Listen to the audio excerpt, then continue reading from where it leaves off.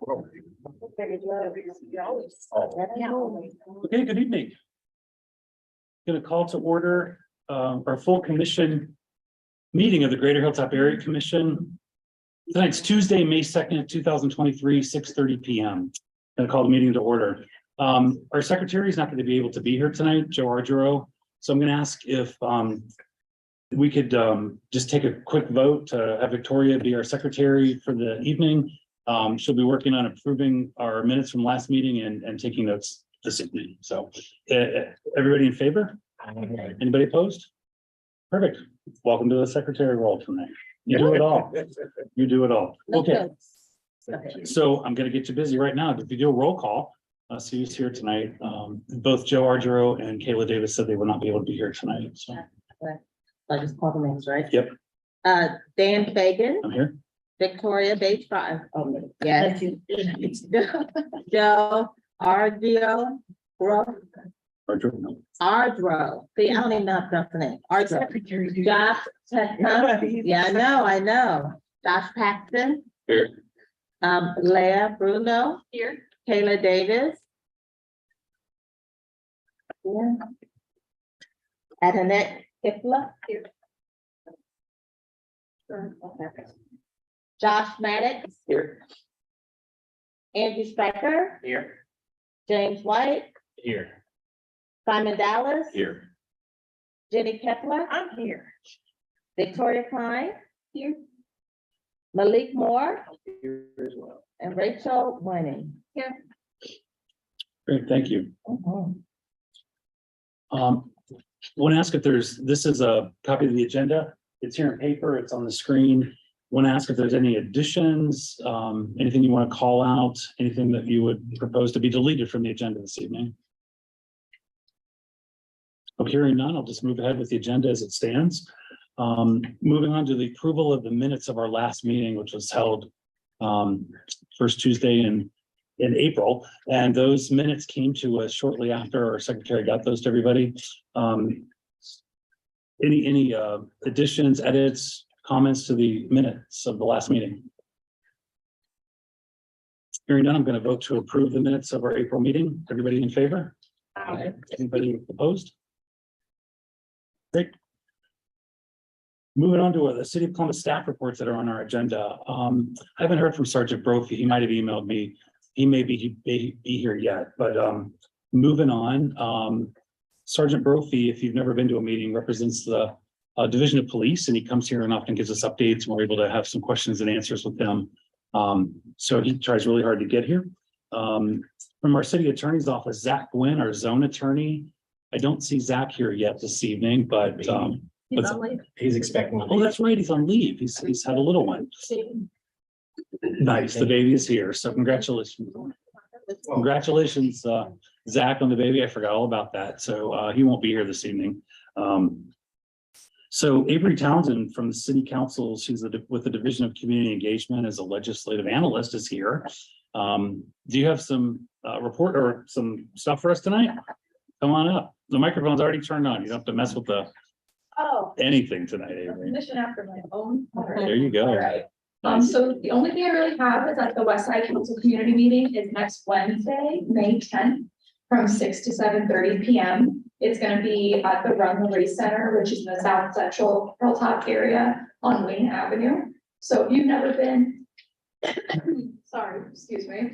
If you've never been to a council community meeting, it's informal, it's one-on-one with the council members. You don't have to stay the same time. If there's a particular council member you'd like to speak with, you can speak with them and head out, or you can stay the whole time. So don't think you have to stay put. There isn't really too much programming. And if you haven't been to the Run the Race Center, it's a pretty cool facility. We're excited. It'll be a little bit different from our past council community meetings. Everyone will be in like one big room. We'll be in the classrooms. So if anyone has any questions, it would be really amazing. If you RSVP to this one, just because the space, it's, we're accepting all the RSVPs, but it'd be really good to get. We're gonna have to bring our own chairs. So it'd be good to know how many people are thinking about coming. You can find it on our Facebook page under events. I've sent out a couple email blasts, so hopefully you all have them, but if you're looking for it, it's on our Facebook page, Columbus City Council.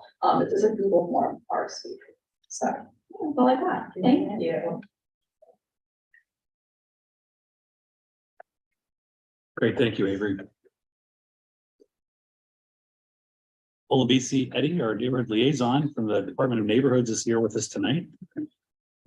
She's always full of a report. It's always informative. Welcome. You can move that to wherever you need to be. Can everyone hear me? Mhm. All right, wonderful. Good evening, everyone. Not too much to report on this month, but to begin, I just wanted to give a reminder. I'll be reminding all each of the commissions that I provide support to this month is to refrain from discussing commission business with each other outside of the public meetings.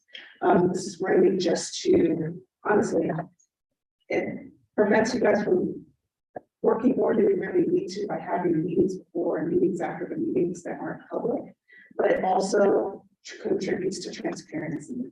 So if you have any questions about that, please feel free to, talk to me about it. That please don't, you can always come and ask questions, clarification. If you need to send out information on meetings or anything like that, please feel free to do so. But as far as like discussing any topics of discussion that are set to be on the agenda and things like that, please try to refrain from doing that. The next area commission training is set for 8/11. It actually has been rescheduled. It was supposed to be a couple weeks later. This is the trauma responsive civic leadership training. It's going to be given by the Columbus Care Coalition. It's going to be online from 9 to 11:30 a.m. on May the 11th. So that will be next Thursday. And then also, I'll remind you that the spring networking session, which was rescheduled from a couple weeks ago, is now set for May 31st at 6 p.m. at East Market. So really hope all of you can attend. Zoning Columbus is hosting community conversations on modernizing the zoning code, main streets, development, and just the impact of zoning code on businesses. So the first one is actually occurring right now at the Reed Center, but there will be a series of them happening over the course of this month. So for more information, I shared details in the Westside Bulletin that went out this morning, but you can also go to columbus.gov/zoning update to get more information about that and also to register. I think at least one of them is going to be virtual, but most of them are going to be in various sites across the city. And then finally, all of you should have received the conversion schedule for the 300-gallon containers for the next set. That should be occurring, I think on May 6th is when they'll be bringing those out. Oh, I'm sorry, the 90-gallon containers. You mean the big one or the little one? The little one. The little one. Yeah, they'll be taking away the 300-gallon ones and May, May 6th. okay, now, when we get there, can we request more than one? You can request more than one, you can't do it at that time, you have to submit a request. for it. Like call in? Yeah, you have to. call. Okay. I want to make sure. Yeah, no, absolutely, absolutely. Hey, Olabisi, do you mind for just people that may be watching, if they couldn't hear the question? The question was, could you ask to get an additional 90-gallon can? You won't be able to do it on the day that they're distributed, but you could call into 311 and ask, is that your Yes, response? yes, you can call in to request an additional one. It is at cost, so there is a cost associated with that. Okay, And I'm unsure of what that is, I don't want to lie. So when you call in, they'll have that information for you. great, thank you. What prompted the reminder about discussing commission business outside of the meetings? Oh, so there were like a couple of commissions were having full-blown debates via email about upcoming business for their upcoming commission meeting. I mean, it happens more often than you think. It's so easy to just say, I think this, let's talk But about nothing we this. did, right? No. No, okay. Yes, thank you. And is there a quorum or a number that we should caution from being together in? Isn't it 3 You know, that's a great question. I want to say it's in the training. I think it's like 3 or more commissioners. Yeah, I'll confirm that with David. That's a great question. And I'll share that out with all of the commissions just for guidance, but yeah, like I said, just full-blown conversation. And it's really easy to fall into that, but I just want to caution, just for the sake of transparency, and also like, that puts more work on you guys, meeting and having to do additional, arrangements for that kind of stuff. So just to keep it simple, keep it streamlined. Great. Just for clarification, so I can get these in the notes. Commission Spring Networking Session is when? That would be May 31st. At That's a time? Wednesday. What time? 6 p.m. And then the zoning code, we talked about that. Can you just repeat that? Yes, so Zoning Columbus, they're hosting community conversations on modernizing the code. Impact of the zoning updates on main streets, the impact on development in Columbus, and how it could impact businesses. So for details, columbus.gov/zoning update. Thank you. No problem. Any other questions? Thank you. Thank you.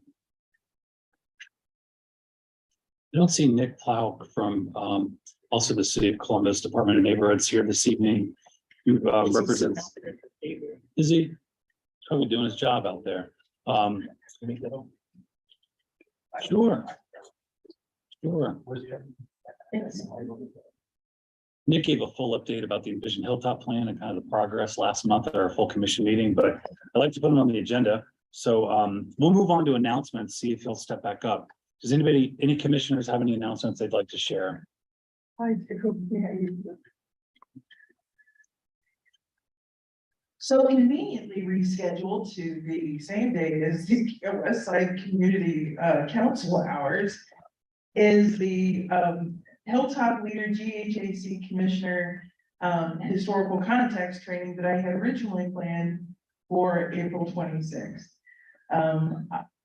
When I reschedule these, I have to work with the commission schedule and with the library's availability schedule. So the next available date was May 10th. So May 10th at 6 o'clock here in this room, I'm doing an encore presentation of the Hilltop Historical Context Training for commissioners and Hilltop leaders. We had about 12 people turn out on Saturday, and I've gotten some really good feedback. I'll be tweaking it a little bit because there's some stuff I forgot, but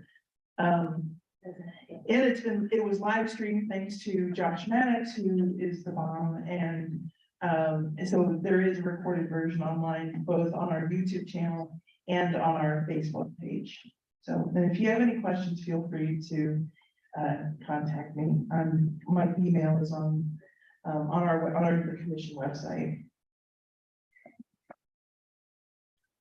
This Saturday from 11 a.m. to 1 p.m. is WSBA's 21st annual South Central Hilltop Spring Trash Cleanup. Everyone meets behind Burroughs Elementary. There's a pizza party, there's a raffle giveaway, there's free to enter, and then there's a big trash cleanup as well. So Sullivan Avenue and all of the adjacent streets.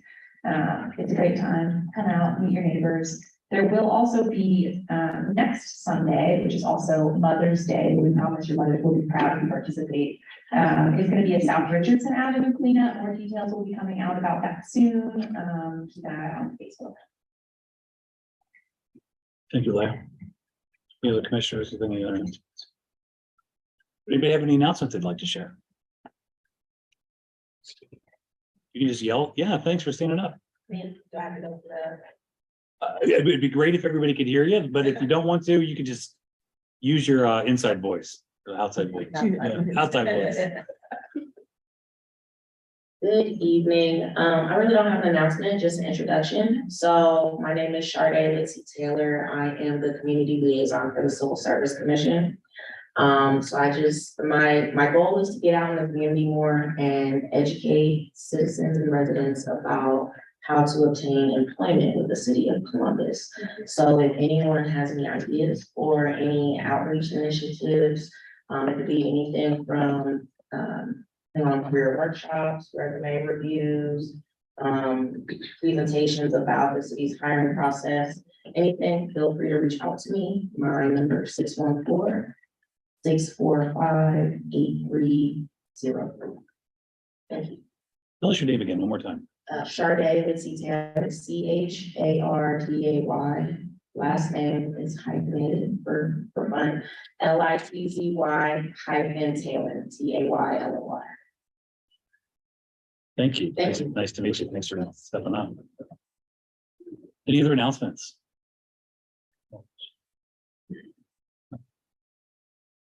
Would you have an announcement? Yeah, The announcement about my feelings about Mount Street. okay, we're gonna have a presentation and there'll be an opportunity to have some comments and questions. Perfect. Okay. All right, well, hearing no other announcements then, gonna move on to the presentation, right? This is a great bridge to Emma Coggy is here. And I'll let her introduce herself and the team that's with her to talk about the presentation tonight, the Mount Street resurfacing study. So you've come and met with our Planning and Economic Development Committee of the Greater Hilltop Area Commission, and it was recommended that you come and do this updated study presentation tonight. So I'll just let you kick it off, and we've got slides on deck, Josh, and if you can help her just kind of push through them when you're ready. Okay. Perfect. So I'm Emma Coggy. I'm a transportation planner with the City of Columbus Department of Public Service. I'm also a Hilltop resident. And I also have a couple of my colleagues here today on our consultant team that are helping with our study. So we have May Thompson, she's with HDR, and then we have Mindy Justice with Murphy Exon. So we are looking at West Mountain Street from Central Ave to Wayne Avenue. So I'm just going to go over the study purpose, some existing conditions and data collection that we've done. And May is going to talk more about some of the alternatives we're looking at for the project, and then what we're kind of recommending at this point from our analysis. Go to the next. Thank you. So primarily, we want to look at improving safety and mobility on Mound Street. West Mound from Central to Wayne is up for resurfacing. I'm sure if you've driven or experienced lately on Mound, you can probably tell the pavement condition is fairly poor, so we'll be getting resurfaced next year. And we're just looking at how we can restripe it to make it safer and potentially add some other mobility options. So we're just looking at changing within the existing curve lanes. It'll be a pavement marking plan. And also West Mound is on the city's high injury network. So it basically just has higher rate of crashes, also involving pedestrians and bicyclists. So more serious injury crashes are occurring, and we want to address that. Go to the next slide. So we started doing some data collection earlier this year. We did a crash study. We looked at capacity, basically just looking at how many cars are traveling on Mound Street, and looking at some different alternatives that we could potentially implement with the resurfacing project. So we wanted to come to you and present some of those items, and then we're looking to finalize a preferred alternative so that we can do a new pavement marking plan, and that will just get into the resurfacing for next year. So Mound Street, we have a lot of signalized intersections. We're looking all the way, basically just past the railroad tracks to Central, and then over to Wayne Ave, where it's already that third lane section with the 2 lanes and the center turn lane. And so we do have 2 schools there. I know there have been some speeding concerns. So we've got Latonia Middle School and West Mound, also the Coda Line 9. And then we do have part of the neighborhood bikeway system. So on Whitethorn, that's a low stress network of neighborhood bikeways that connects up to the Camp Chase Trail, as well as the Glenwood Community Center. And so I'm going to turn it over to May to kind of take over the rest of the items. Then we'll have time for questions at the end. Thank you, Emma. Am I tall enough? I will hold it. All right, yeah, thank you. Thanks for having me here this evening. So discussing kind of the existing conditions on Mound Street, as Emma said, between Wayne and Central. We can see kind of the current cross section, which involves 4 lanes of traffic, 2 in either direction. Specifically, one thing to point out here is between Wayne and Whitehorn, there is a 2-foot buffer between the sidewalk, which is, again, allows comfort for pedestrians using the sidewalk. On the next slide, we can see between Whitethorn and Central that 2-foot buffer is removed. So again, just kind of setting the stage of what we know currently about the study area. On the next slide, so part of our analysis and really understanding the alternatives and what is possible in the study area came from community requests. So we heard from community members that speeding was a really high concern along this stretch. And so part of the process of really, again, creating alternatives was to integrate this feedback and understand and study, okay, what is the speed like? What is the traffic like currently? So on the next slide, we conducted, as Emma said, various studies to, again, determine, what's going on. We found that there is, on average, drivers are speeding above the posted speed limit currently, which is 35. We found that this is occurring mainly on the eastern part of the study area. 205 crashes occurred between 2019 and 2022. And part of our analysis, again, was to understand if altering the pavement markings in any way could reduce capacity of the current study area or the current road. And we found that it would not.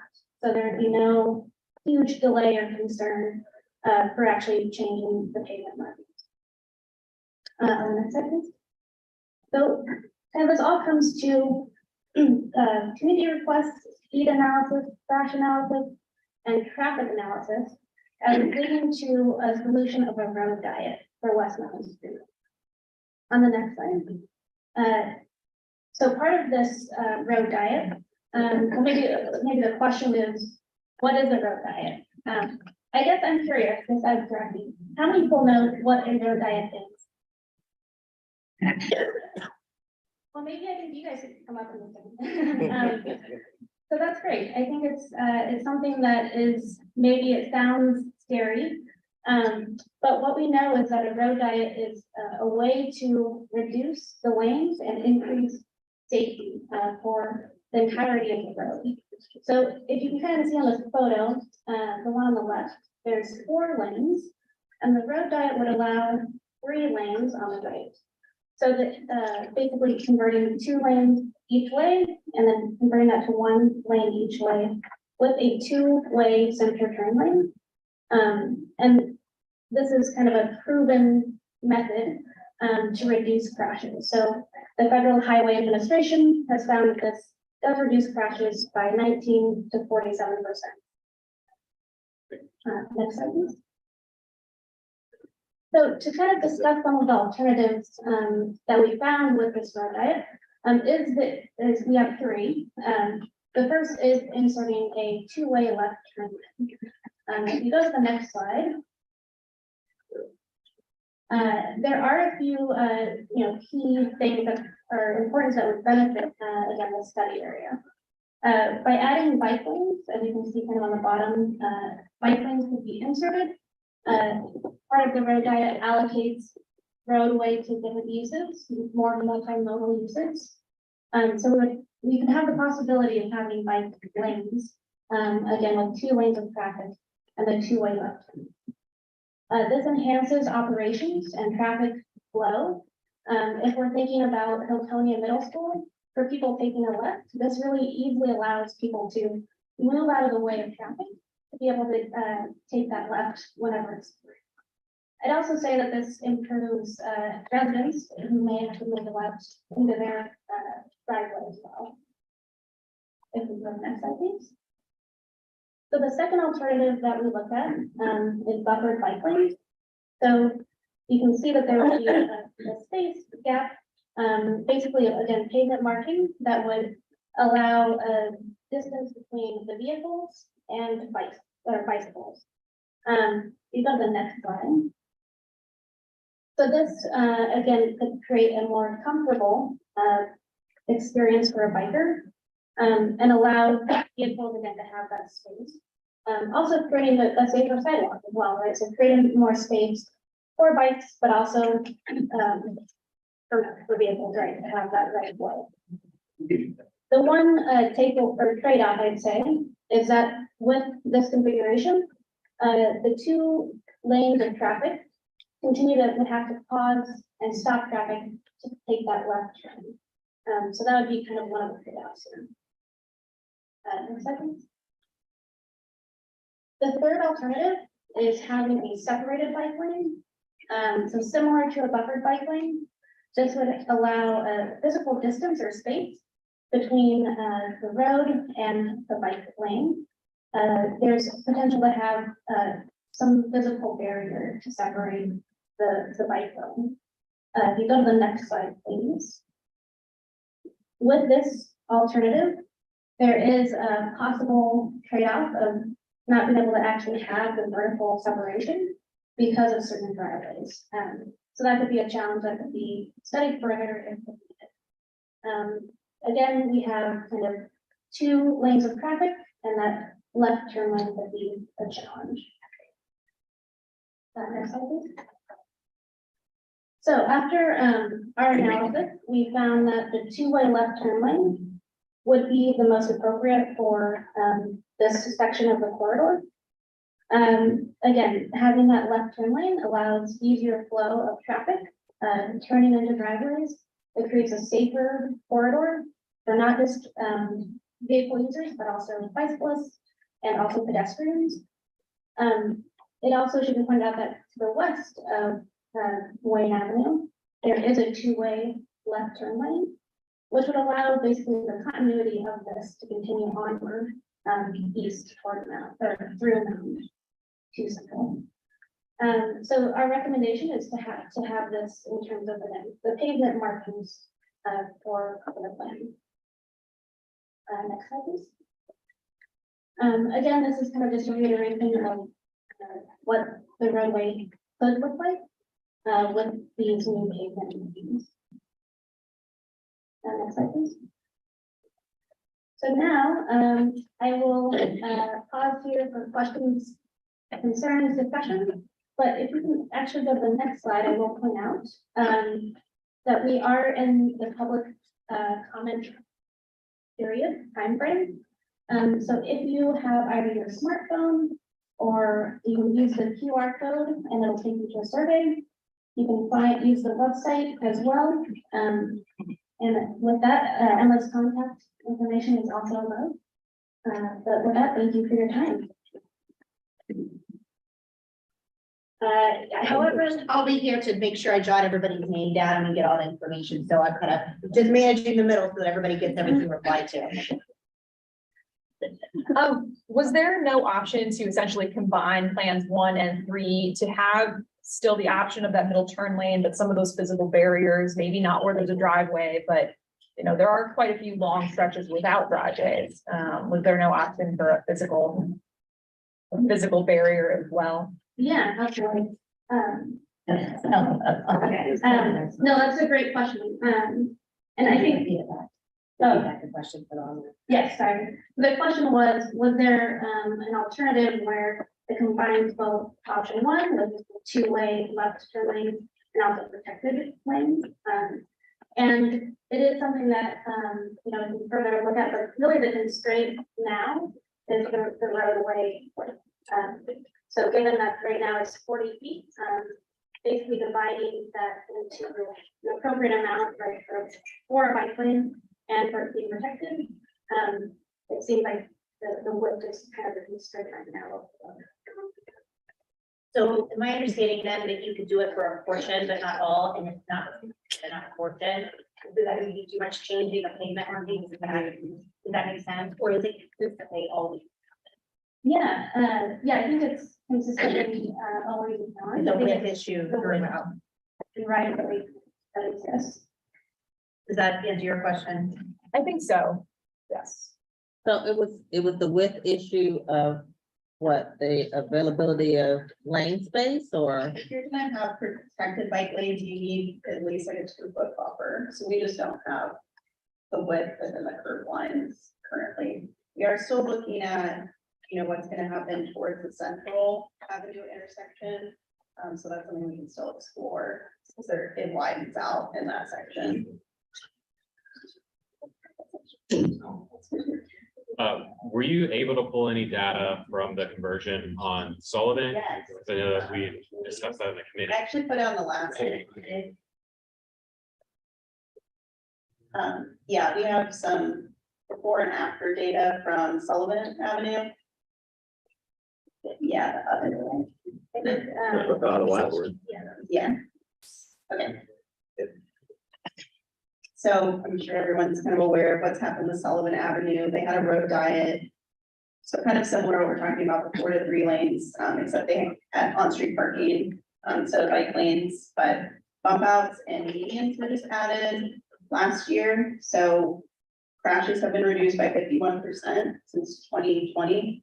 We're seeing average speed reduced by as much as 8 miles per hour on some sections of the corridor. And then also just seeing reduction in very high speed. So in excess of 50 miles per hour is reduced. And then to follow up with that, are we able to, because I think the road diet that you guys are talking about is just gonna be markings, so like the Right. lines. Is there any way for next year to ask for funding to implement the bump outs? Because that seems to be the contributing factor on Sullivan to reduce a lot of people from flying down the center lane, flying down the far right lane up against the curb. I've seen that happen to me going to work one morning and they've out crashed into the concrete because they could get around that way. Yeah. I was just wondering if you asked or looked into that from the last meeting so we can get those. I did ask about it and I just kind of wanted to see where we were with everything, and potentially there's some Vision Zero funding for that. So I don't know particularly if it would be bump outs or if it would be something like those smaller medians that are on Sullivan, but yeah, definitely something we're still looking into. So when would that be fully fleshed out in the fuller engineering design phase, or if it were to manifest? Yeah, it just depends, because I don't know if it'd be easier to do it, you know, right after resurfacing, or if we need to get funding for it, it would be at a later date. But you wouldn't have to go back and resurface, so it would be an add-on and maybe a helpful. We probably want to mark out kind of where they would go. Could you design that Yeah. with what you guys are doing now and then have the design and just say, hey, we just need the funding for it because we've already implemented the design? That would be much easier to move forward, and we've looked at that for some other projects, kind of just like where the median would go. Yeah. Well, see, I know we had the question too, so I don't know if we want to kind of order wise. Did you want to go ahead and ask your question now, I or? just have one question. I live on Mount Street, 2 houses from Clairton. And when we drove here, from Clairton to here, there was no speed signs at all. So you can say what the speed limit is. And when I was coming home from Sullivan, from Central up to there, I couldn't find any. We have races all the time going up and down Mount Street. Every day. So to clarify, so is that? Like, I don't even know what the speed limit's supposed to really Right, be. so there's a significant chunk of place where there's no posting. No, that's not on my. And then Emma, so to that point, is that if you're the person specifically, or how is that connection made for signage? Right, so that's when they look at, you just have a different section that does that, but I can certainly ask them to look into that. So thank you. Okay. Yeah, that'd be nice. And that the white collar big bicycle upside down a little bit. Oh, They go through Mount Street like crazy. And go through the cars. And for the context on that, we're seeing that citywide. That's why the kids get killed. So we're trying to address that citywide, that's a second, but also. Yeah. Should be 25 miles an hour.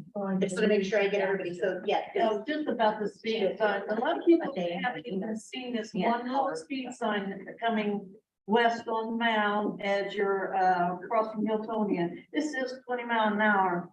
That's it. It's not very big.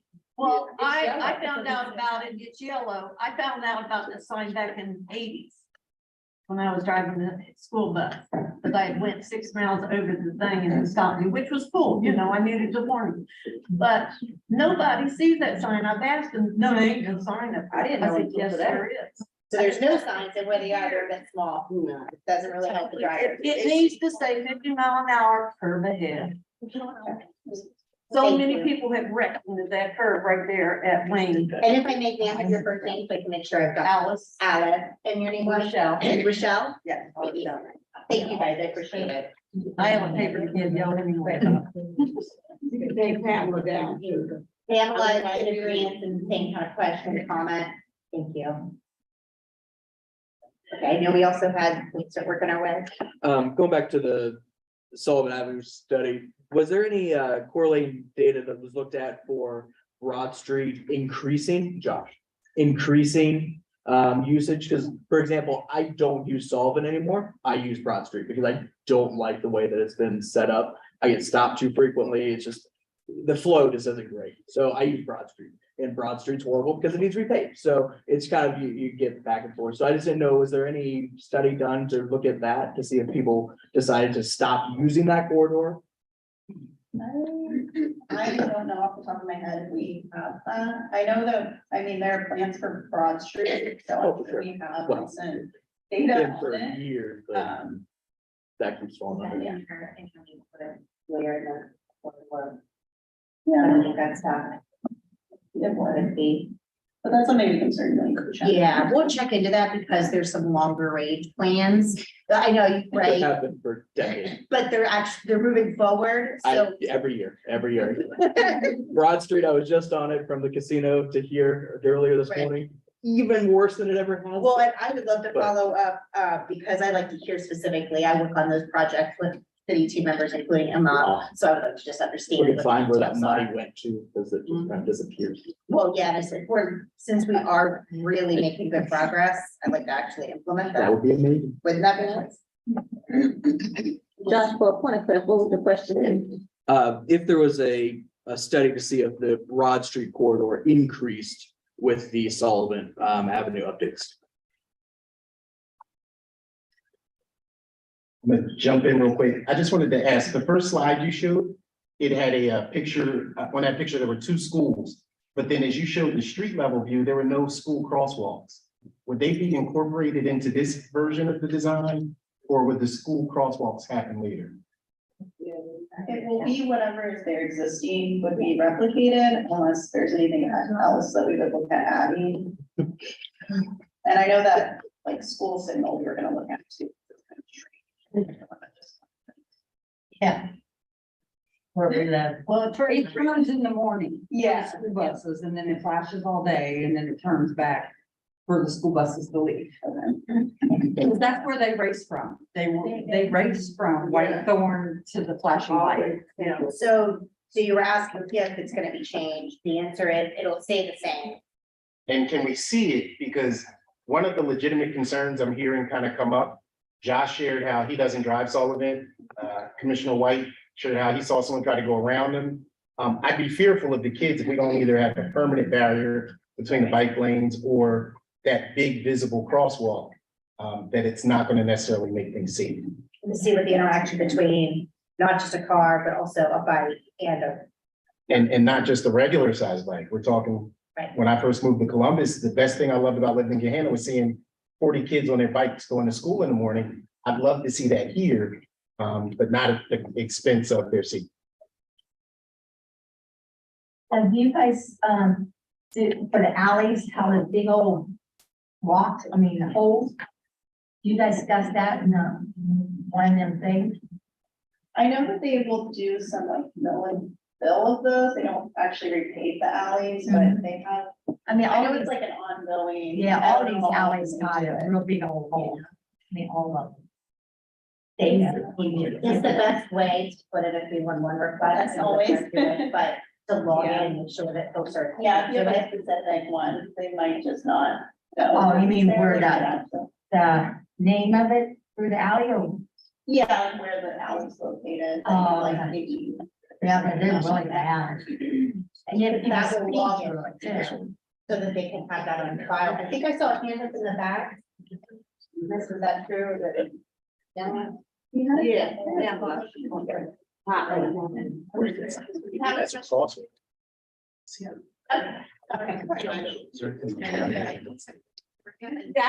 Thank you. What's up?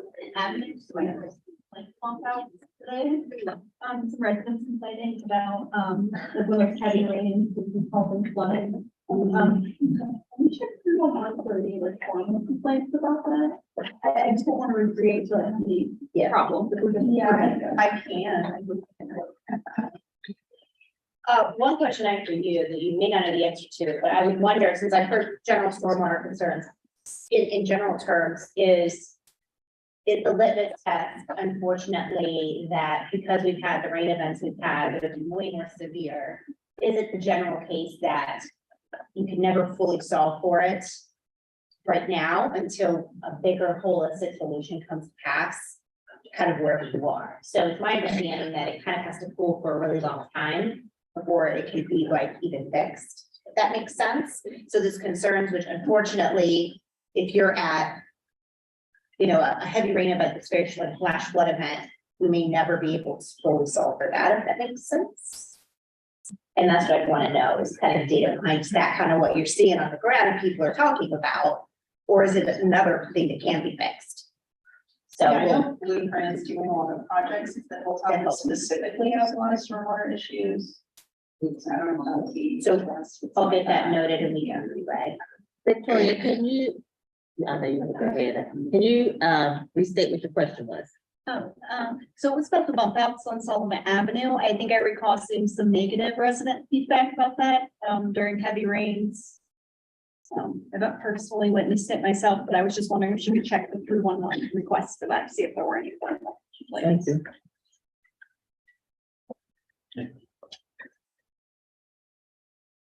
So I have a question, but also just a comment on the flooding. Sullivan, I would say floods after about 15-20 minutes of decent rain, every single time it rains. And Mound is very similar, and it's usually on the eastbound right lane, where that water really accumulates the most, and same on Sullivan, where if you're driving on it and you want to be nice to any pedestrians, you really have to drive in the turn lane, because otherwise you're gonna drench anyone on the sidewalk. So I would be afraid that the bike lane will just be a gutter for water, on Mound. But my question really is, the three alternatives that we've been shown here, are those kind of the sum total of what we can consider, or can we make suggestions outside of that? I guess the main parameters, we do want to move forward, I guess, either way with the road diet, just because it is going to improve safety. And we can only really do pavement markings, like within the curbs. We wouldn't be changing any of the infrastructure of things. So there might be open to different Yeah. markings, but not physical build out Yeah, I guess right now. I guess my question, looking at the alternatives, is, you know, there was the 2-foot buffer where you could have some protection for the bike lane.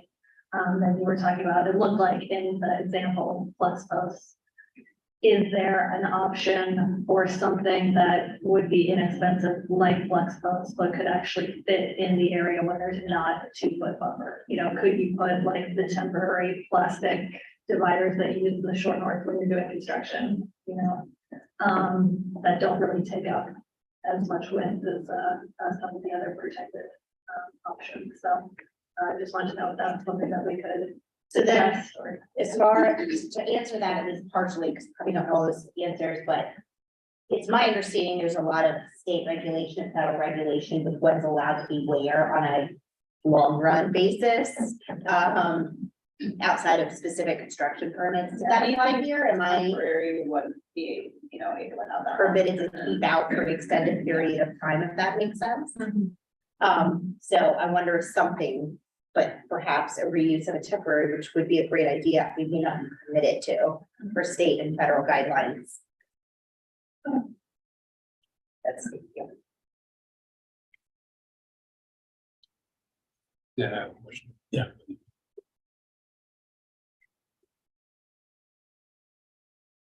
Is this a just a resurfacing study or a full streetscape study? Because you guys showed the two foot on between curb and sidewalk.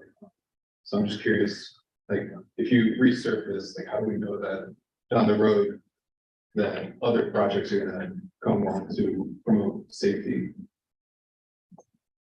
So, yeah, it's just a resurfacing project. We're kind of just taking the opportunity to not put it back how it is right now, essentially. So we'll make some changes and they're striking. And then on top of that, one, within that 2 foot strip, like if that's the option that is chosen, not much can go into that 2 foot strip, like whether it's just lawn or more pavement. Seems like we already have a sea of pavement around here. If it's possible, it'd be nice to make that strip even larger, but also when thinking about resurfacing and, doing maybe a one-depth streetscape study, how can we make this more as like a beautification project along with, promoting safety on the road. So, just try to push those two together instead of just simply looking at just the resurfacing. Yeah, and I think that maybe what you're referring to is the existing condition, so that there's a 2 foot buffer from Wayne to White Farm.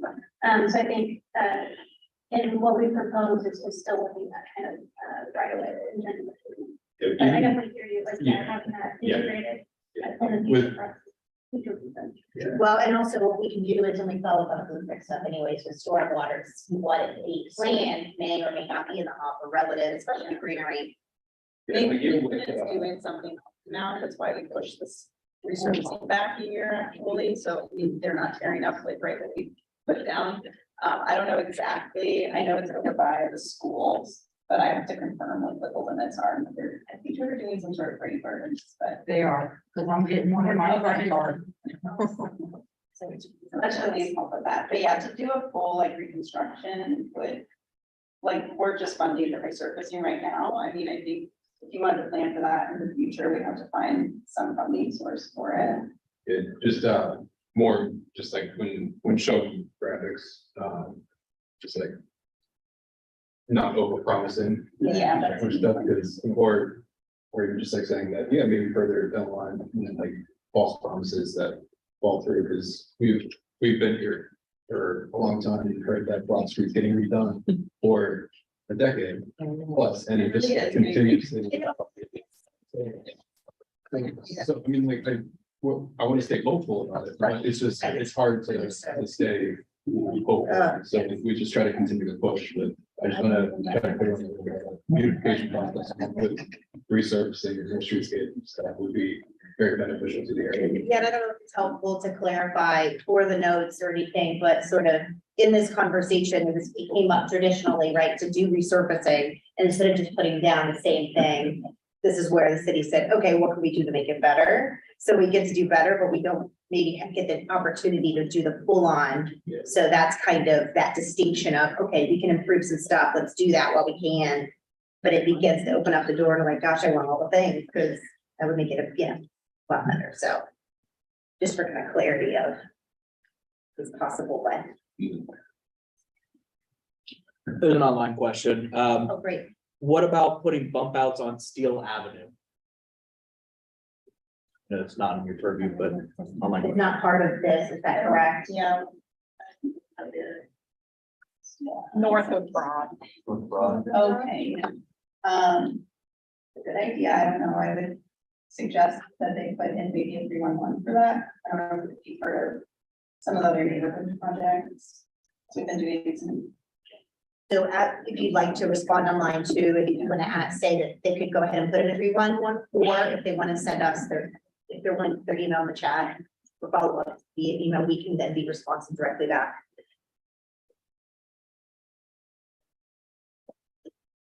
One more comment, this is like if you're coming east on Mount Street and you're getting ready to cross over to Whitethorn, you're losing the next block, which I live on, sits out. I mean, it just literally cut you off, but so many accidents have happened at that corner, because I sit on the porch and walk. I mean, there's 3 telephone poles there, 2 of them are strapped together.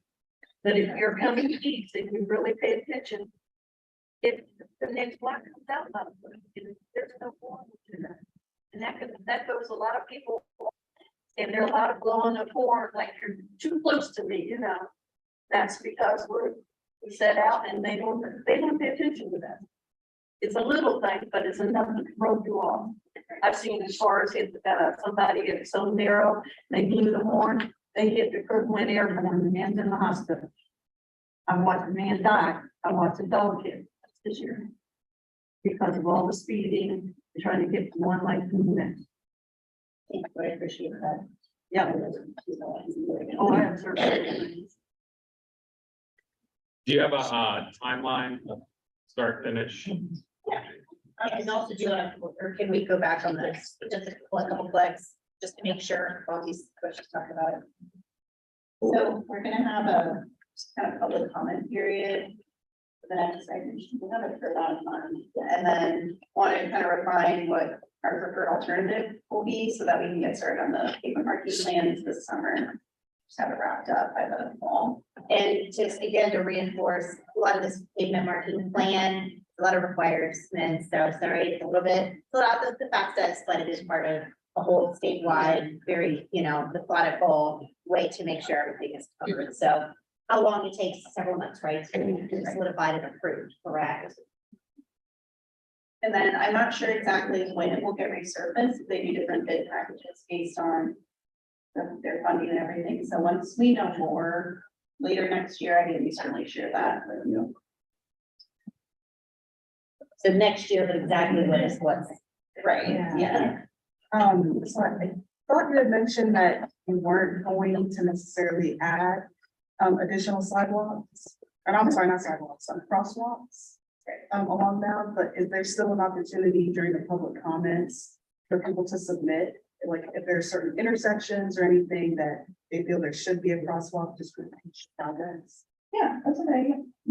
And we have some guidance too within the city. I don't think we put crosswalks necessarily yet, so that's something we still wanna review before we get to like final.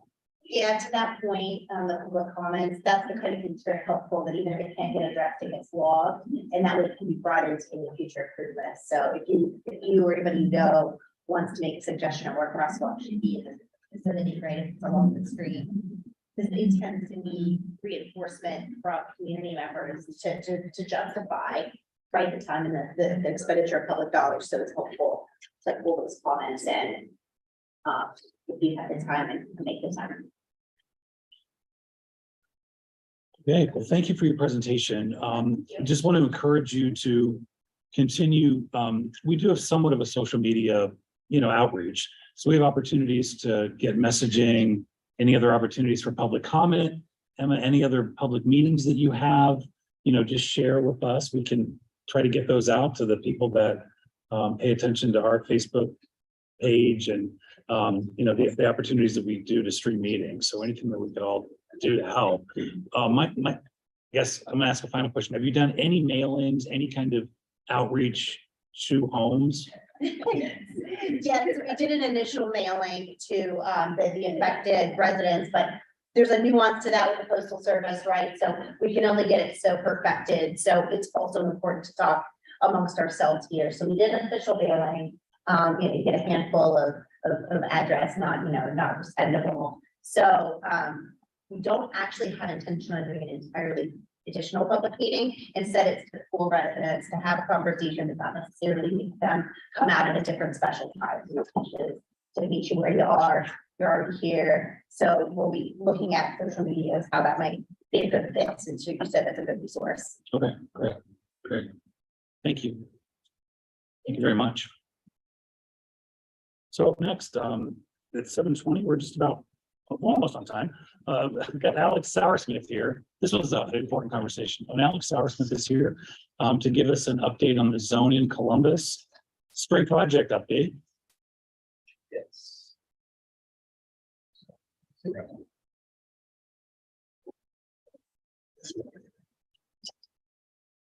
materials handed out here, coming on down the line. in this process. Do you want this? Yeah, move it. Yeah. Anything you need to do. Okay. So yes, my name is Alex Sauer Smith. I am a planning manager with the Department of Development in the planning division. Over here is Louis Teba. He is passing out some materials to the audience. And when you have questions, time for questions, he'll be taking down those questions in case we can't answer the spot, which may be the case. So I'm going to walk through some talking points. I do that rather swiftly so we can get through it and on to the question and answer part. So as a lot of us are aware of, as probably all of us are aware, the city and region is growing. Work is underway to prepare for the challenges and opportunities of growth through the affordable housing strategy, for improved transit to link us, environmental sustainability and modernizing zoning. Our zoning code has not been updated for 70 years. That's again, it's a long time. It's changed in 70 years. I haven't been around for 70 years. I'm closing in on it. But that's a lot of time and a lot of change. Even in the time that I was here, I went to Briggs High School and I graduated, I'll date myself in 97. So a lot of things have changed since 97. Right alumni on the, not me, but. Younger than a lot of us. We did an assessment in 2021 that determined that the zoning code does not support our community's aspiration to be an equitable, livable city. Mayor Ginther and City Council have both prioritized the zoning code update.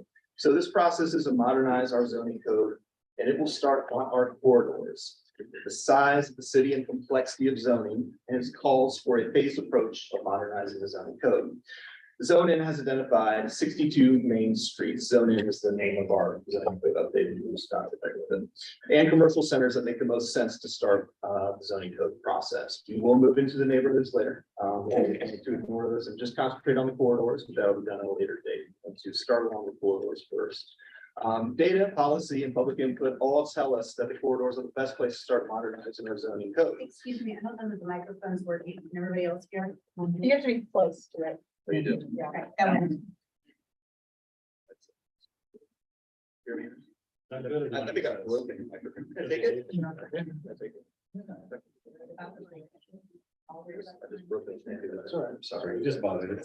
Thank you. Yeah. That's definitely working out. Start back over with a couple points here. So we're starting along our corridors. So we have data policy and public input that all tell us that these corridors are the best place to start modernizing our zoning code. These areas have the greatest development capacity to deliver housing, mobility, and employment opportunities that our community needs in a way that is economically and environmentally feasible. The current zoning code is restricting our community's potential. Corridors are critical to supporting thoughtful, equitable growth, but they're not delivering the result we need under the current zoning. If you look at the 145 miles, and you'll see this on the website, the map is on the website, the corridors identified, 80% of the properties facing the street are currently zoned with a 35 foot height limit, which is the same height limit we have in our residential areas, which are, these houses over here would be underneath that. So again, it kind of restricts the form of development happen. Additionally, 80% of the identified area housing is not permitted on the ground floor. So that is restricting the uses that are allowed in a time that we all know we need more housing. So even though through research like Insight 2050, which was done several years ago, and community plans like your Envision Hilltop Plan or the One Living Plan say that corridors, streets like Cleveland Avenue and West Broad are the best places for denser, taller offices and housing developments, a developer would need to go through a time-consuming and expensive variance process to build the kind of building that the community wants to see here. So today, nearly 1,000 variances are in place amongst the 11,500 parcels that have been identified. So that's around 8% of need variances just to have the development they have on. And this points to how broken our zoning code is and why we're updating it together. All these challenges point to the fact that our zoning code is inhibiting housing creation and that the city urgently needs. So how did we identify these areas? So the zoning team overlaid multiple criteria to identify the corridors that are most suitable to be rezoned. These criteria include the existing zoning in place, the current commercial zoning overlays, mixed use recommendations from area plans, Current CODA bus lines, future Linkus corridors, and site-specific considerations in places like Eastland Mall and some other commercial areas that you have here as well. But overlaying these criteria, the zoning team identified 62 corridors and commercial hubs that are smart places to start this work. So where are we at in this whole process? You can learn more by going to the project website that I'm gonna have to look at to keep on forgetting exactly what it is, but it's columbus.gov/zoning update. I think that was mentioned earlier. There you can find the map and video recording of the presentation that was previously done as well. And this map shows us the areas that are most suited to be rezoned, but not how zoning gets applied. And that's why I'm here to talk to you tonight, is to encourage you all that who live and work close or near or on these corridors to be involved to help determine how these corridors will be developed with housing offices, retail, and other amenities that fit your neighborhood. It's just the first phase of work. Other areas of the city go through the same process once we have completed the corridor. So those residential areas and other commercial areas. We're hosting a series of community conversations about various topics to help educate stakeholders about the issues we are grappling with and to start gathering opinions and feedback. Don't fall asleep on me, Lewis. What are those dates that we have for those corridors? Unfortunately, the first one I do know off the top of my head is tonight, and it says revamped. So can't go to that one. However, that one is around housing, and there'll be another one. Lewis will list those off. On May 10th, the one that's tonight, they'll be doing that again. 3923 North High Street. On May 16th, they're going to talk about our main streets. That's at 3350 Allegheny Avenue. On May 24th, we're going to be talking about development at 1350 Briarwood Avenue.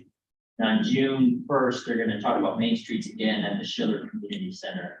All those dates are on the website as well. May 10th is housing, the 16th is main streets, the 24th is development, and the 1st is main streets. So the one we have tonight, there'll be another house.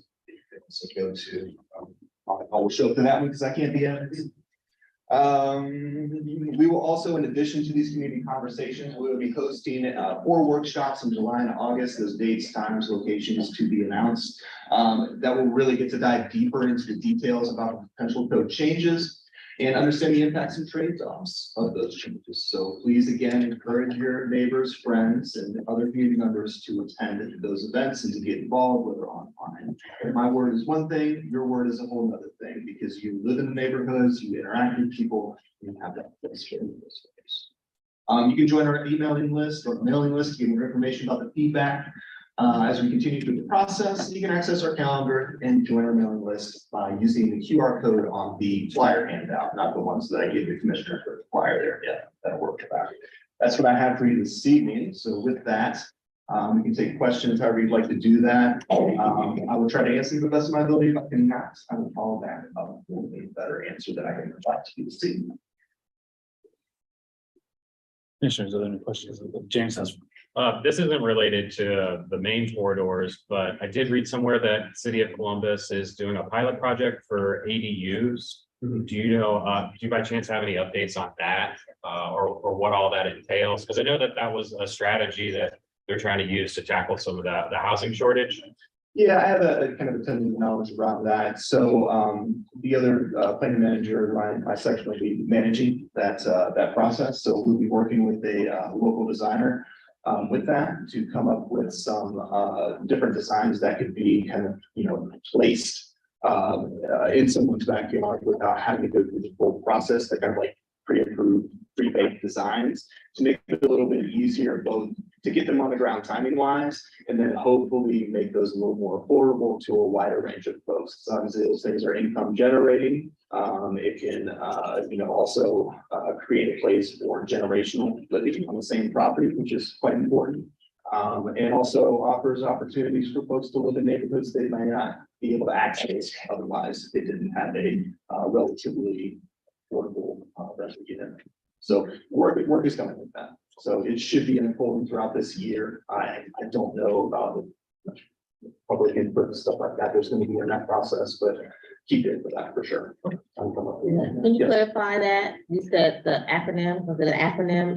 What is it? What is it? Yes, because sorry, I should clarify that. Accessory dwelling unit.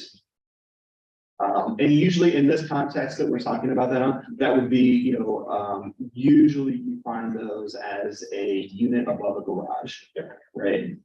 That would have all the amenities that an apartment would. So like a carriage house, that would probably be a word that resonates more with folks that you'd see in like short form communities, et cetera. Something that we see frequently on our main corridors, West Broad and Sullivan Avenue, is the issue of commercial properties that are owned but vacant, and continue to be vacant for often decades at a time. I know there have been instances where folks have reached out trying to purchase buildings and owners refuse to sell them, even though the buildings themselves are in, active disrepair. Something that the Envision Hilltop plan mentions multiple times and a few of us have discussed is something like a vacant property tax or a fee to encourage either upkeep or to encourage landlords to consider selling. Are these kinds of, tangential ideas, can be considered as part of zone in to encourage, some of this turnover, to encourage, maybe some of these blighted buildings to be torn down so we can put up, more diverse buildings on our corridors, especially if our corridors do turn out to be zoned as, quite different than what they are now. Are we thinking of any of these other ideas that, have already been fleshed out in plans such as Envision Hilltop? It's definitely something that's crossed my mind when we're doing the land use plan out here. It's the same kind of thing that we heard, and that was like 2018, I believe. So, and been hearing that for quite a while. I think that would be something that would be considered again, encouraging to get involved, have people get vocal about that idea. There are certain things that the city could do to help property owners move along from these properties. As I understand it, and as the Envision Hilltop plan spells it out, with I guess the code is already in place that would allow the city to enforce something like that. It's just a matter of enforcing it. And you might be in a very good position to kind of advocate for that on our behalf. I know we, raised it in very non-official senses. Sure. Yeah, keep advocating for it. The enforcement is always a difficult thing. There's so many things we do with the city because it takes a lot of human power to do that. And that's something that, especially right now is hard to get. And it's something that takes a lot of people motivated to do. But yes, I'll advocate for that. Can I comment on your question? I just happened to see, there was a recent email from the city that talked about their new housing policy, and it actually said that they're using what they can foreclose registry. Yeah, I'm happy to talk. Sorry, I'm all the way in the back here. Yeah, so as part of the city council, the housing strategy for 2023, as part of one of the 12 announcements, they did announce the vacant and foreclosure registry. There'll be 2 independent registries. They're both going to live in the city attorney's office. So it's going to roll out. Hopefully it should be a little bit earlier on. Like I said, there's like 12 pieces to it and they're all kind of spaced out over the next 9 to 16 months, but I'd be happy to give you more information on that. That's going to be led by Councilmember Dorrance's office. So if you have any, and he's the zoning guy on top of everything. So advertise that great. But yes, that has been announced. We're really excited to get that rolling. This is more, I guess, in the context of our commercial buildings on our main streets. But that's great information as well. Sorry, I was going to ask if that's going to be city built, or is that going to be relying on 311 for people to submit vacant lots and vacant boarded up buildings?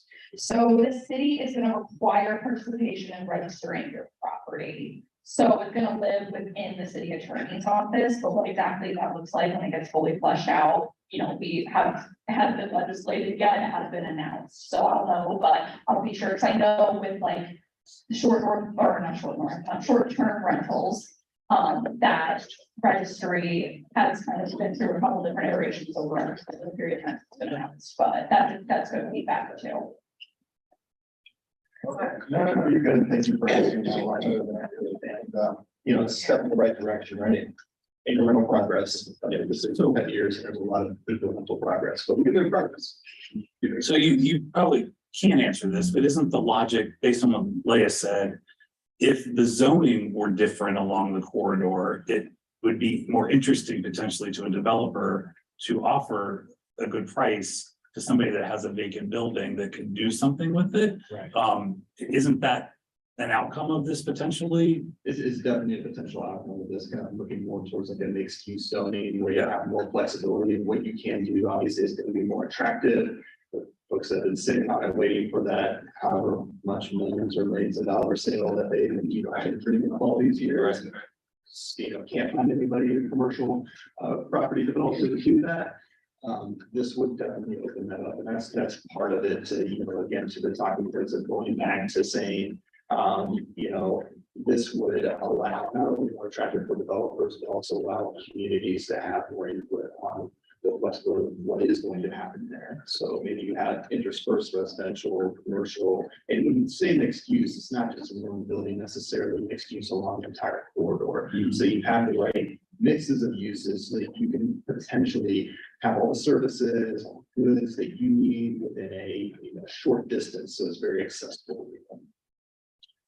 One more thing, real quick, James. So, if you said this, I apologize. The workshops that you have planned, do you have those kind of envisioned dates, places, or those are yet to come? We have the community conversations that Louis brought up. Yeah, those are set in stone on the website. The four that I mentioned, good question. I have not gotten the dates, times, places for those. Okay. Those again, I would think are going to be a little more in depth, a little more time involved in that. So it should be coming soon. I'm going to be pretty vocal about this. At those, I'd really like to just say that anything that you could do to bring possible ideas, solutions, things that have already been developed, maybe in other cities, other opportunities. I think that I would just like to make a pretty big comment that I think that's going to be very helpful to kind of help shape what this vision could be. I need to see it. I need to understand what the trade-offs are. We're not similar to every other city by any means, but what happened at a corridor in another city?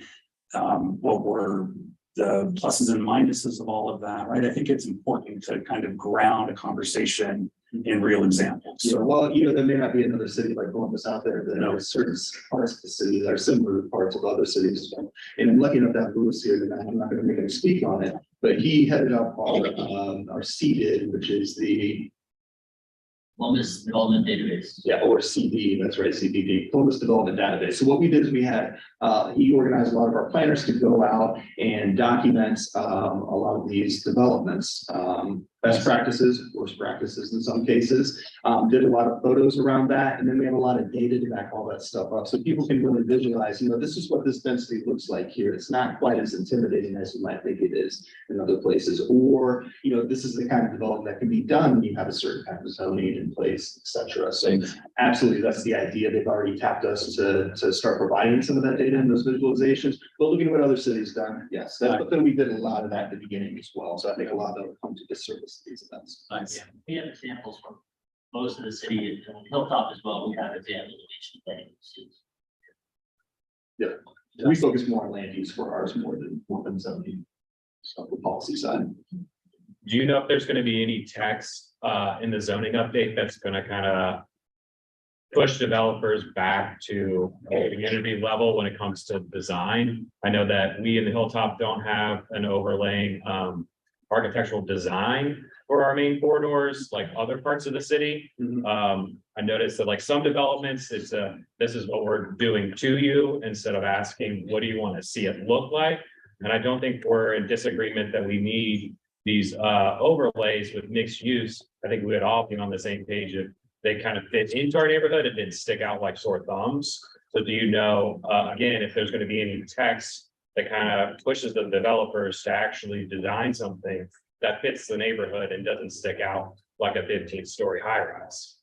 Sure. I mean, that's something that we look at when we review developments through that is the context of the neighborhood. And if that works with the existing context of that, I would think there would be some text in there. Are you referring more to like a form-based code or maybe not that far? And so for those of us that know what I'm talking about, so a form-based code would be more based upon what a building looks like, how many stories it might be, how it addresses the street, things of that nature. Kind of like in line with like what Dublin, not North High Street, but like Grandview and some of those other like historical kind of areas where they want everything to look like stonework. They want it to look a certain way. They don't care so much about where it needs to sit on the property. They just want everything to kind of blend in when you drive into their neighborhood. I know that, again, we don't have like an overlaying design plan like some of the other parts of the city. Sure. It's probably something that we would want, but we don't have the capacity to implement. Right. No, you're not the first person to mention this, so I would think that this is gonna be something that would be taken into very serious consideration in some aspects. But yeah, you're right. We do have our design commissions, our historic commissions that help uphold those things as well. At first, I thought you were going, are we gonna do things to encourage small developers and, you know, just to mention a land bank, redevelopment office. They do have a program where they are working with some folks that have bought properties from them. To give them some education, some training so that they can move from the point of being a contractor and buying properties to actually becoming a developer, which is a really interesting program. So, and that's helpful too. So we have smaller developers. A lot of times they'll be more sensitive to the community context. It's just running out of batteries, I think. Oh, it did? Just turn it off here, right? Oh. Try something. That's why I've not been using it. I'm sorry. Yeah, I used to. All right, because of time, gonna have to see if we have any final question or comment. One more from anyone. Okay, go ahead. Okay. Is it on? Turn it down. Give the microphone. After all of that, so just a comment, actually, and piggybacking on what you said. Our commission back in 1985 published a thing called the Hilltop History USA or Hilltop USA History and Homes Manual. And half of it is Hilltop history. The other half is actually a study that was put together by architects and city planners and like experts on all of this, talking about common designs throughout the hilltop, native plants, native shrubs and trees, you know, blah, blah, blah, different suggestions in order to keep things historically accurate. And I think it's along the lines of what James says, is I think the original goal was to offer a guideline similar to what a neighborhood like Dublin or, you know, like one of the more historical neighborhoods would probably offer. But it might be helpful in talking about, or in these discussions, when you're considering zoning for historical neighborhoods like ours. So I have a PDF of that if you would like it. Yeah, please share that with me. I think it's great to come across that at some point in time, but yeah, I mean, I see the hilltop as far as the residential architecture being very similar to where I live in Clifton.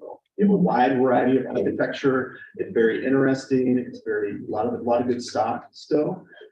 You have a lot of characteristics that you know can really develop into a wonderful neighborhood. But if you don't hold on to those things, then you get many of them were built in the same era in the late 20s. I noticed.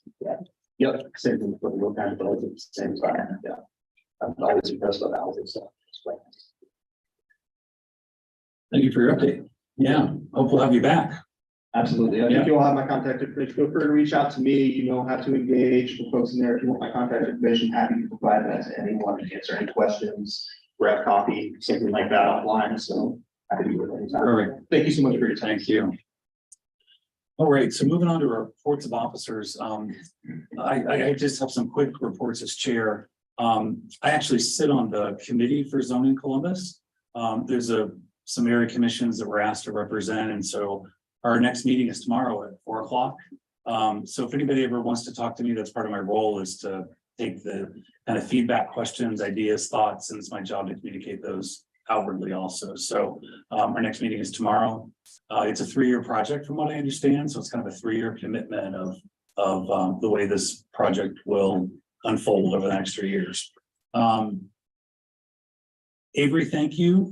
You called me earlier today, Avery Townsend, who presented earlier. We did submit our letter of budget requests. And in the letter, I asked if we could get a de-identified list of all the budget requests that came through the website, the link that Avery created. And she said, Dan, I'm going to work on that. So I'm going to sort it by zip code and kind of bring back to us a list of what our neighbors actually put in as capital budget requests. So Avery, I know that's gonna be a lot of work on your part, but I just wanted to call out that.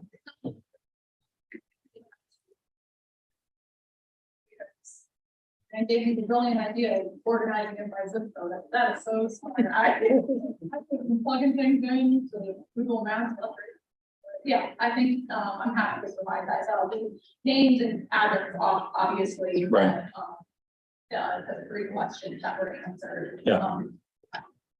Yeah, I think that gives us an opportunity to kind of see what the wide range of needs are, what the comments were. You know, we're tasked with kind of bringing those together. So just want to keep some of those alive if they're not getting focused. And I think you get it, what we're trying to do here. So thank you, Avery. Let's see. I want to say for our next full commission meeting, well, let's say this. I'd like to task the Government Legislation Committee to think about what our meeting schedule is going to be between now and the rest of the year. Are we going to take any months off? I probably made a mistake and should have moved tonight's meeting since it's a voting night here in Columbus, and we didn't do that. So thinking about the next 12 months. The city of Columbus did not have a primary today. Yeah. Right. Right. There were other smaller. There was Grove City and some different places, right? There were some different things, but no, the city of Columbus did not. But, you know, my point was just getting on the calendar, if there's any adjustments we need to make between now and the end of the year, and if we're going to take a break for any reason. Want to just task the GNL committee with doing that. Thinking about presentations for next month's meeting. Nick Plout from Envision Hilltop has reached out and asked if the Wheatland Farms, Mid-Ohio Food Bank, and the widening of Wheatland, if they could come and spend some time with us. And I said, I need more details. Nick's collecting who collectively would like to come and present. I said, I want to make sure that we have a long runway to make sure that if this, you know, the presentation, the information comes here, that we get a chance to make sure we get a update to anybody that would like to come or hear that presentation. So I'd like to move ahead with scheduling it, I think. It potentially would be in June. The other request that I had is whether or not CODA and the short range transit plan that is currently, and I'm not fully up to speed on this, but there's a website, there's a slide deck about what's the short-term plan for CODA. And if there's any opportunities to provide some input into that, I would welcome that at the next presentation. I'm going to go ahead and ask that we bring that to the full commission meeting instead of going to committee. I think it's just timely, and I think I'd like to do that. So that's my the rest of my report for this evening. Any other officers have any reports they'd like to share? We will have a treasurer's report, but Victoria's doing multiple roles tonight. Probably too busy to give a report. Anything tonight? No, thank you. Yeah, it's on our treasurer's report. So we had a busy month. We had, to start the month, we had $2,500 to spend, but we had $2,800 in our account, but 300 of that needs to stay in the account. And we went back and did a bunch of reimbursing from over the last few months, as well as purchasing stuff for upcoming months in the upcoming year. So we started the month with 2,800, and with everything that we purchased, we ended the month with 307.33 left. So we had an excess of $7.33 in the account. The expenses are listed on the right. I'm going to do a more itemized list, and submit that to the city, and have a more detailed report in the coming months. But yeah, we did quite well with spending the money over the last month. Any questions? I see co-printing and Vistaprint on there. Does that mean you have new flyers? They've been paid. We haven't received them yet. They've been paid. Vistaprint was for the tablecloth that we purchased earlier in the year. It was reimbursable, and then Pro Printing was a multiple couple orders. Pro Printing was with Kayla. Oh, Yeah, Kayla bought a bunch of door hangers, so. They are ordered. They're printed. When I called them to pay them, they said that they were printing them and that they couldn't make a change at that point. I said, I'm here to pay you. So I haven't heard anything beyond. I would just like a stack of them at some point. I think we all do. Yeah. I don't know who was, if somebody could follow up with that, whoever put the order in. I think I think Kayla will receive them, so get in contact with her. Send her a message since she's in there to get that on the radar. It should be coming her way. The other thing I'm gonna do, just finishing up an officer report, I'm gonna ask that we centralize a list of these kind of items that we've been purchasing. We have a table that we purchased, for events that we've been going to. We just need to get it all kind of in a centralized place. I don't know, Google Drive that we have. Everything from the microphones to the meeting owl, just the ongoing kind of equipment that we've been buying. So. The flag, that's right. All right, so thank you very much. Thank you for your leadership and making that happen. I really appreciate it. $7, always $7, So we're going to move on to the report of our committees. We're going to start with our zoning committee. Rachel Winnings, our chair.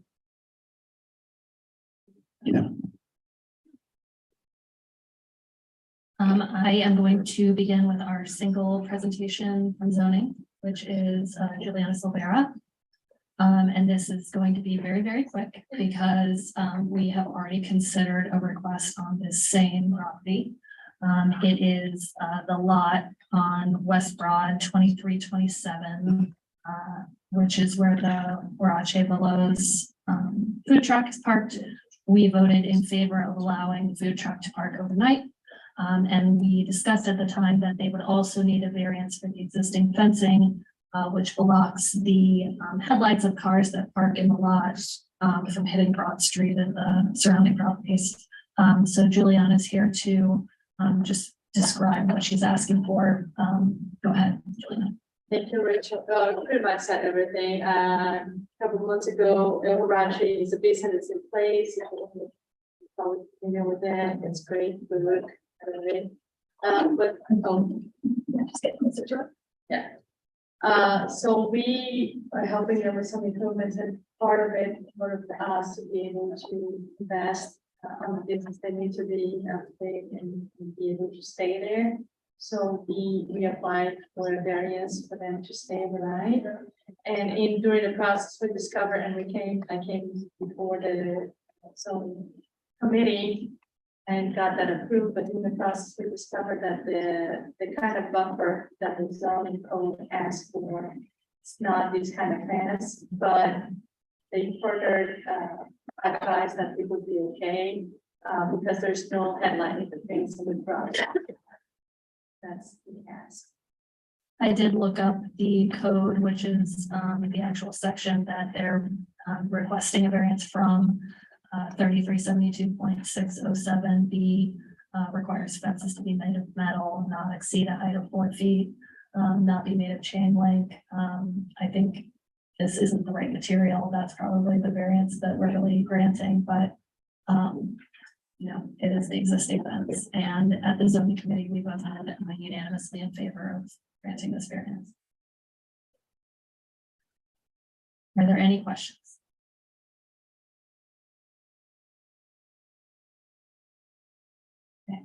Victoria, could you take a roll call vote? So I just roll call. Okay. Chairperson Van Fagan. The motion is to approve the variance. I'm in favor of that. Yes. Yes, I'm sorry. I should have actually made the motion first. Like I think okay. So let's do it again. Make the motion to approve the requested variance for the existing fence. Second. Okay.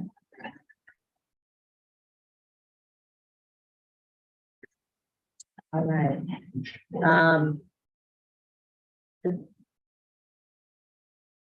Josh Paxton, Yes.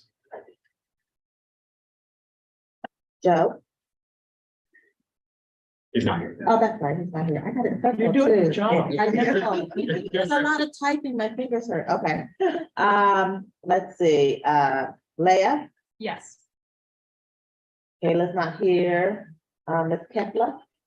Yes. Josh Maddox, Yes. and I never said that. Andrew Stryker, Yes. James White, Yes. Simon Dallas. Yes. Jenny Kepler. Yes, please. Victoria Fine, Yes. Malik Moore, Yes, ma'am. Rachel Whitting, Yes. and I'm a yes.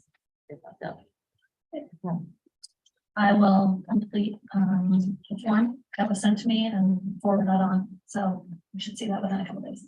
Thank you very much. Thank you. Thank you. Do you want me to go over the rest of it? So just briefly to go over the meeting that we had for April. There was kind of, quite a bit of discussion about the application for 346 Ryan Avenue. We ended up not hearing that request, because, it may be modified. It may come back before us in May on the 16th, which is when our next meeting is. I actually just emailed, the applicant and the owner to ask them if they will want to be on the agenda or not. I will get that finalized within the next day, so we can let everyone know whether they will be there or not. The other application that we may hear, is BZA 23-034. It's for 2240 Sullivan Avenue. That's a Clarendon and Sullivan. It's the N and N Market. They are just requesting, variances for existing conditions. Basically, dumpster screening. I think the dumpster in front of the building instead of behind, that kind of thing. I think there's a parking request as well, so nothing too extravagant on their requests. And then the only other thing I wanted to mention from our meeting in April was that I sent an email to the Zach Gwynn's fill-in during his leave, notifying him basically that 2419 Sullivan, which is that Taz Tires, they have installed a drive-through on the side of their building, even though when the request came before us a couple of years ago, we voted no.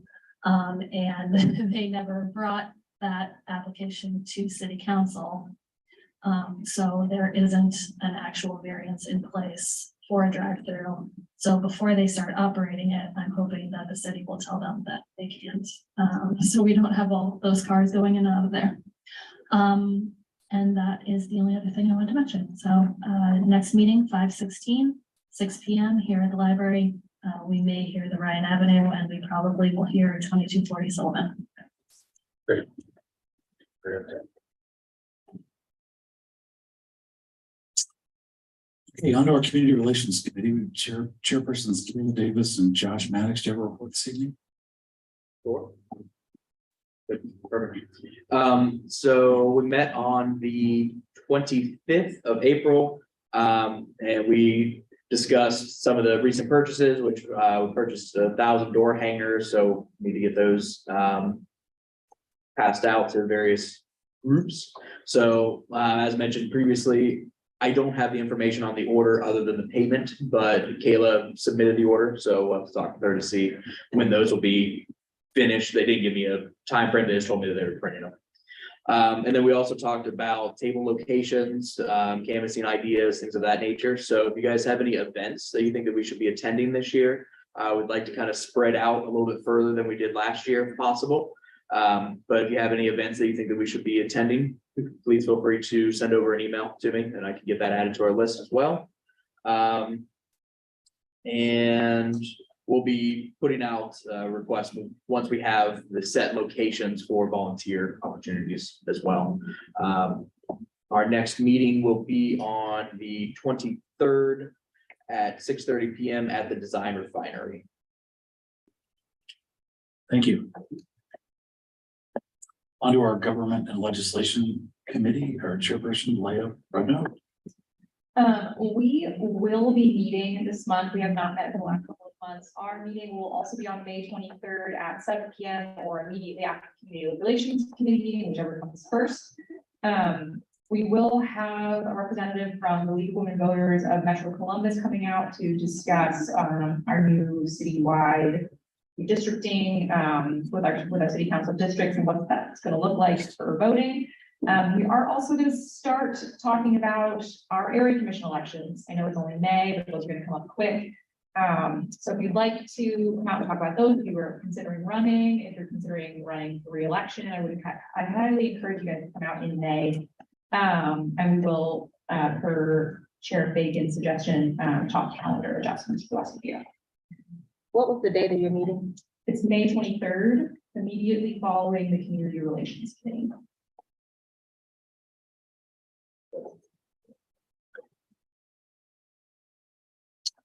Thank you very much. If I can pull this up, Joe's not here to do a report, but he gave me, let's move on to the Liquor Permit Review Committee and our chairperson, Andrew Stryker.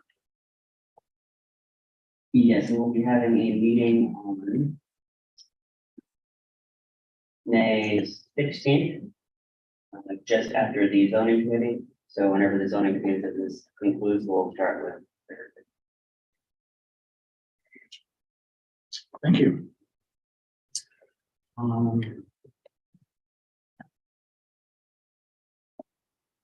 I can't find his report, so I'm going to move on to our Planning and Economic Development Committee. We have co-chairperson Simon Dallas and Victoria Klein to do a report.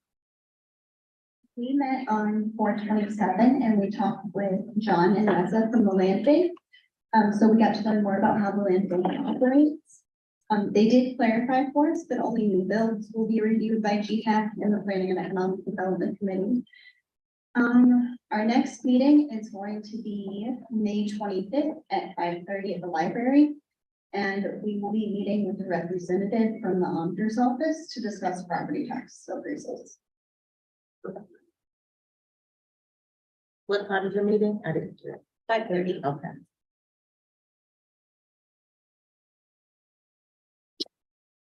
Great. I don't think that Joe actually did send me a report out for the Human Services and Education Committee meeting. He's gonna email me something, I don't see it. Did you get anything, James? No. Okay, all right, so we'll get a report from Joe, the Human Services and Education Committee next month. On the public safety, our co-chairpersons, Hannah and Malik. Unfortunately, Not yet. it's not condemned. Okay, we did not meet, but we are planning on meeting on May 21st, 6:30 here at the library.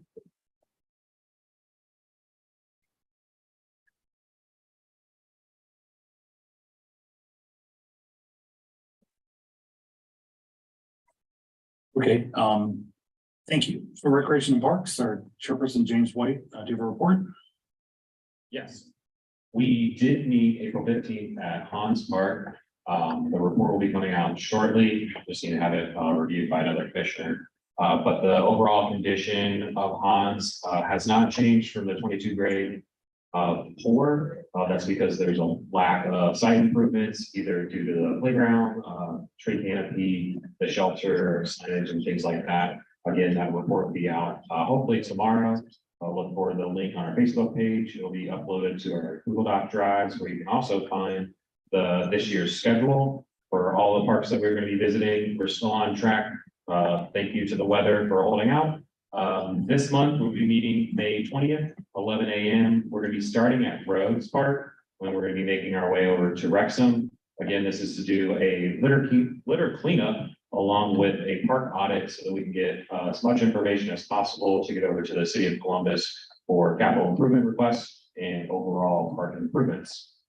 And then just to add to Human Service and Education, they will be meeting this month, May 17th, here at the library at 6 p.m. Great, thank you, James. Just a reminder, yeah. Was public safety on the 21st at 6:30?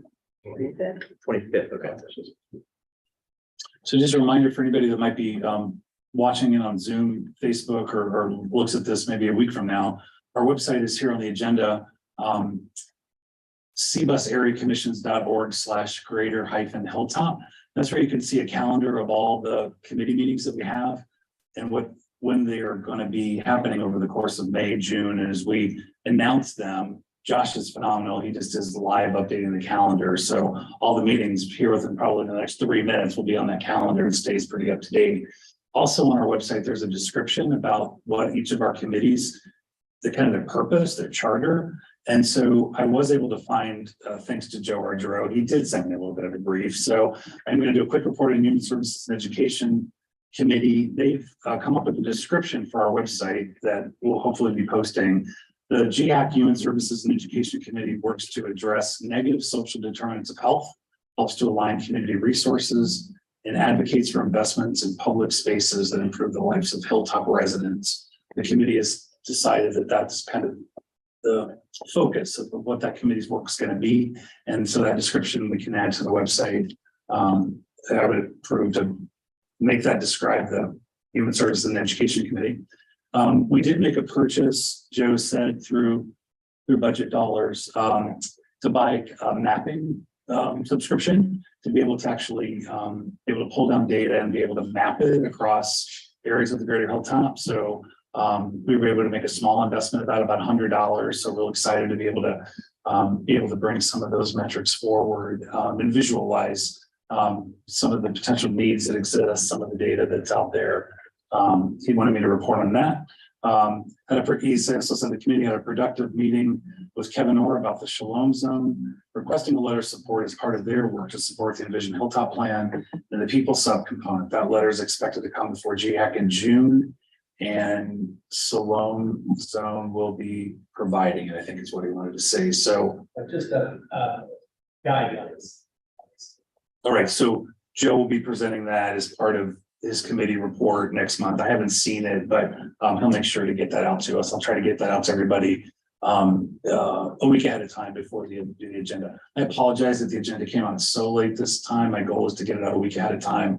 I think I got it out on Sunday, so I apologize. Glad people could still show up that did get it late.